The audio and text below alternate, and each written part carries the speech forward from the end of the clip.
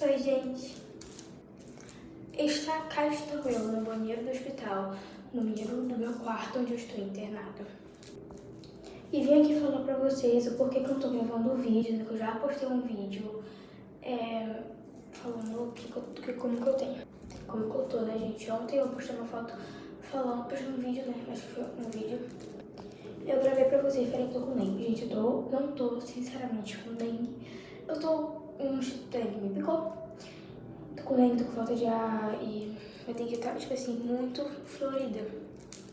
Eu tô com mais de 20 dias com febre. Seguidos. Por isso que eu estou eu tenho que ficar internada, gente. E é isso, só vim avisar isso pra vocês. Se quiserem, eu posso gravar vídeo mais aqui. E é isso.